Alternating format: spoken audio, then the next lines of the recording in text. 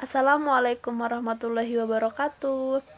Kembali lagi bersama saya Fitria Ariyanti dari kelas Perbankan Syariah A dari Fakultas Ekonomi dan Bisnis Islam dari kampusnya UIN Sultan Maulana Hasanuddin Banten. Di sini saya akan memaparkan materi terkait arbitrasi syariah.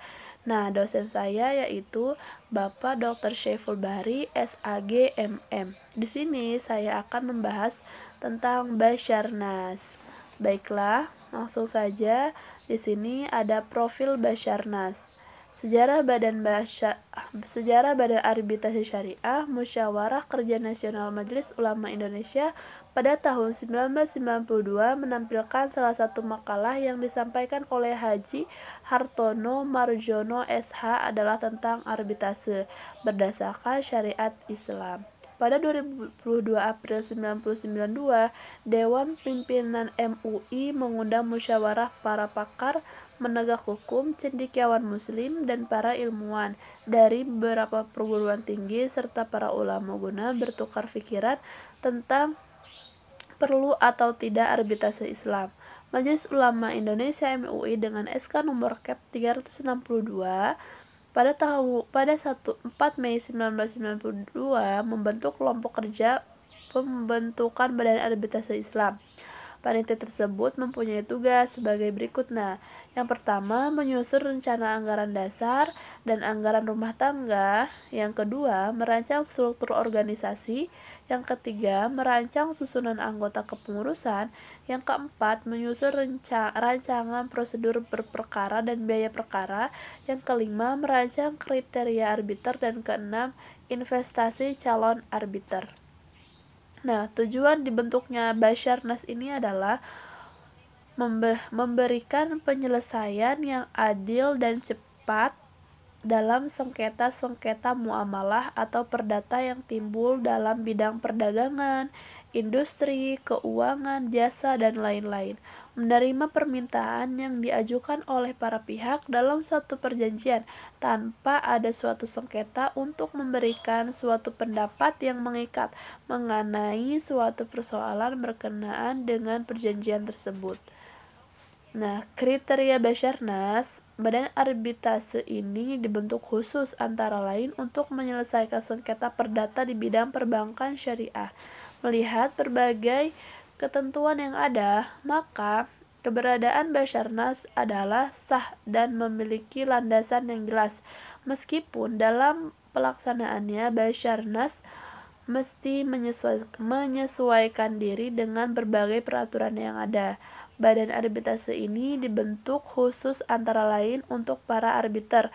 Seharusnya meletakkan kepentingan para pihak secara menyeluruh, keseimbang, dan tidak merugikan para pihak, dan harus menegakkan keadilan yang dijunjung tinggi selaras dengan kehendak syariat peraturan yang ada. Nilai-nilai keadilan tercermin dalam Pancasila harus dijadikan salah satu acuan pokok dalam menyelesaikan sengketa melalui arbitrase Islam. Basarnas harus diakui oleh pemerintah Republik Indonesia RI dari sudut tata hukum di Indonesia. Pelaksanaan putusan Basarnas. Yang pertama itu, persetujuan arbitrase harus dilakukan secara tertulis dan ditandatangani kedua belah pihak. Yang kedua, jumlah wasiat harus ganjil dan arbiter yang menerima penunjukan tidak boleh mengundurkan diri. Yang ketiga, pengajuan permohonan arbitrase harus secara tertulis. Yang keempat, putusan harus memuat alasan-alasan kecuali bila disepakati. Yang kelima, keputusan harus diambil berdasarkan kepatuhan dan keadilan yang sesuai dengan ketentuan hukum yang berlaku bagi perjanjian yang menimbulkan sengketa yang disepakati para pihak. Pelaksanaan putusan Basarnas yang keenam yaitu putusan bersifat final and binding. Yang ketujuh, dalam hal putusan tidak ditaati secara sukarela, maka putusan diajukan menurut ketentuan dalam RV.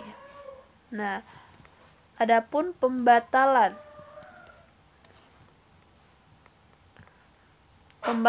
putusan Basarnas. dapat dibatalkan dengan mengajukan secara tertulis permintaan pembatalan putusan dengan didasarkan pada alasan. Yang pertama itu penunjukan arbiter tunggal dan majelis tidak sesuai dengan ketentuan yang diatur dalam peraturan prosedur Basarnas. Yang kedua, putusan melampaui kewenangan Basarnas. Yang ketiga, terdapat penyelewengan di antara salah satu anggota arbiter. Yang keempat, putusan jauh menyimpang dari ketentuan pokok peraturan prosedur Basarnas. Yang kelima, putusan tidak memuat dasar-dasar alasan yang menjadi landasan pengambilan putusan tanpa mengurangi ketentuan yang berlaku. Yang keenam, permohonan pembatalan putusan arbitrase harus diajukan kepada Ketua Pengadilan Negeri dan harus diajukan secara tertulis dalam waktu paling lama 30 hari terhitung sejak hari penyerahan dan pendaftaran putusan arbitrase kepada Panitera Pengadilan Negeri. Nah, penerapan konsep tahkim di Basarnas. Menurut Hartono Madjono, bila lembaga peradilan lebih menitik beratkan pada dibentuknya ketentuan-ketentuan hukum yang bersifat kaku, maka Badan Arbitrase Syariah akan menitik beratkan pada tugas dan fungsinya untuk mencari titik temu di antara para pihak yang tengah berselisih melalui proses yang digali dari ruh ajaran dan akhlak Islam menuju jalan ilah. Nah, mungkin hanya itu materi dari video pembelajaran yang berjudul Basarnas. Mohon maaf jika terdapat kesalahan. Assalamualaikum warahmatullahi wabarakatuh. Sekian, terima kasih.